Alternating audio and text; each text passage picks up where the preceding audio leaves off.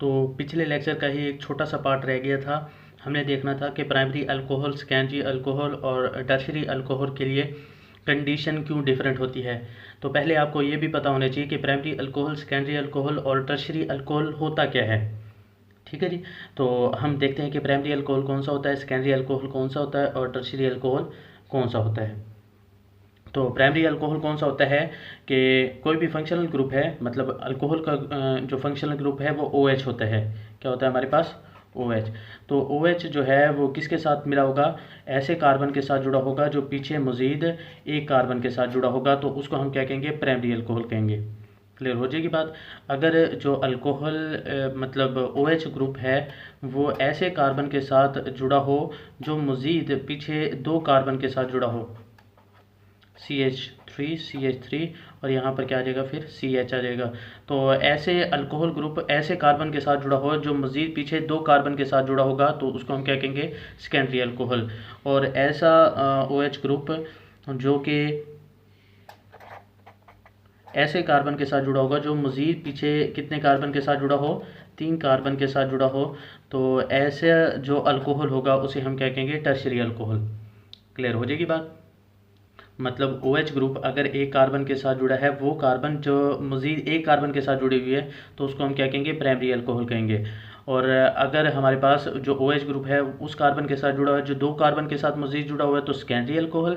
और जो tertiary alcohol है कैसे बनेगा? जो OH ग्रुप है ऐसे कार्बन के साथ जुड़ा हुआ है जो मज़ीद 3 कार्बन के साथ जुड़ा हुआ है, तो उसको हम क्या कहेंगे? टर्शरी अल्कोहल कहेंगे।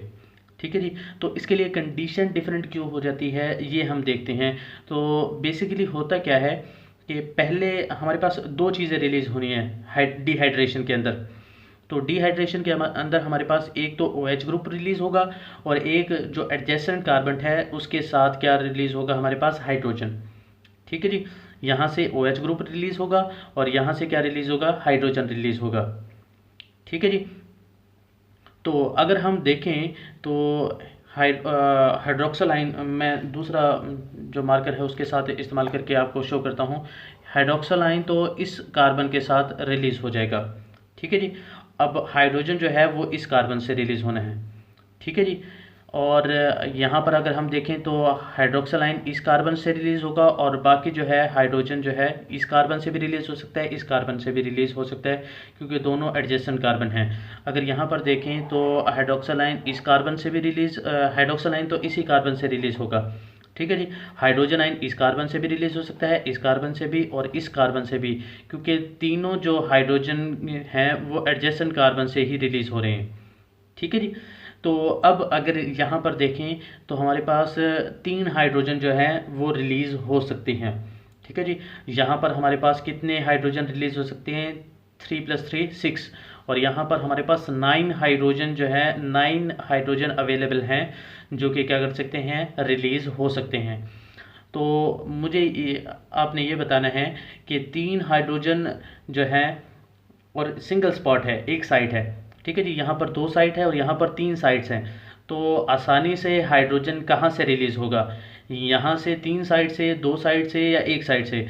डेफिनेटली जिसमें ज़्यादा साइट्स है उसमें ईजिली जो है इलेक्ट्रॉन रिलीज़ हो सकता है। ठीक है जी। एक तो ये कंडीशन होगी, एक ये कंडीशन होगी कि इसी वजह से क्या होता है कि यहाँ पर ज़्यादा साइट्स है इसलिए ये आसानी से हाइड्रोजन रिलीज़ करेगा, क्योंकि हाइड्रोक्सल आयन पहले ही रिलीज़ हो जाता है। ठीक है जी। अब दूसरी जो बात है वो क्या है? Carbocation formation. Carbocation formation. अब कार्बोकेटाइन फॉर्मेशन क्या होती है?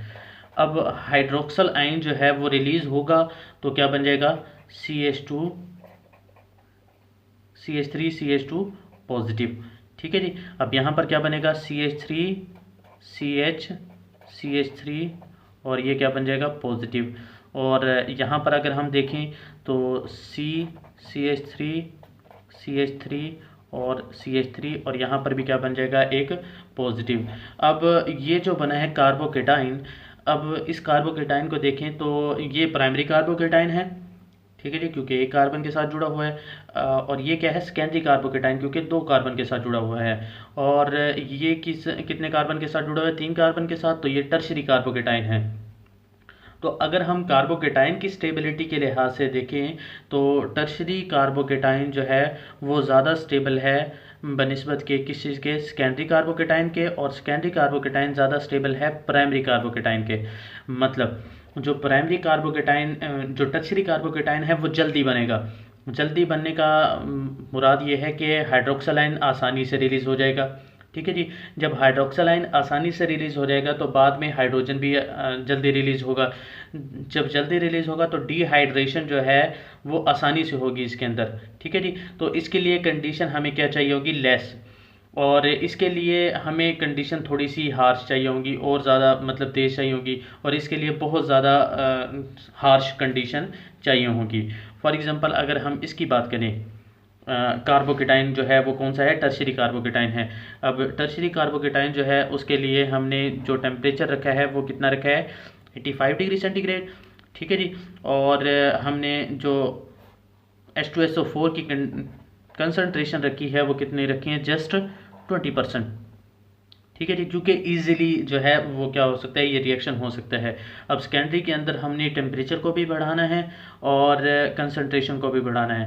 तो टेम्परेचर जो है वो कितना हो जाएगा, 100 डिग्री सेंटीग्रेड, और जो H2SO4 की कंडीशन है, कंसनट्रेशन है, वो क्या होगी है हमारे पास 20 से बढ़ के 60% तक होगी है। ठीक है जी। अब यहाँ पर और रिएक्शन मुश्किल होगा। रिएक्शन मुश्किल होने के नतीजे में क्या होगा कि यहाँ पर जो टेम्परेचर है वो और ज़्यादा बढ़ जाएगा, 140 टू 170 डिग्री सेंटीग्रेड टेम्परेचर हो गया है। ठीक है जी। और जो H2SO4 की कंसनट्रेशन है वो और ज़्यादा बढ़ गई है, H2SO4, और वो हो गई है 75% हो गया है। मतलब इतना ज़्यादा कंसनट्रेटेड होना चाहिए। ठीक है जी। तो यहाँ पर हार्श कंडीशन है प्राइमरी के लिए, और टर्शरी के लिए क्या है, ईजी कंडीशन है। ठीक है जी। तो इस तरह क्या होती है, प्राइमरी अल्कोहल, सेकेंडरी अल्कोहल और टर्शरी अल्कोहल के लिए क्या होती है, कंडीशन डिफरेंट होती है। क्लियर हो जाएगी बात। दो चीज़ों पे डिपेंड करती है, डिफरेंट साइड्स पर हाइड्रोजन की, और दूसरा क्या, कार्बोकेटाइन की फॉर्मेशन पर, वो कौन सा स्टेबल है। ठीक है जी। अगर आप चैनल पर न्यू हैं तो चैनल को सब्सक्राइब करें और बेल आइकन को दबाएं, और वीडियो को लाइक करें, शेयर करें और कमेंट करें। ठीक है जी। Thank you. अल्लाह हाफिज़।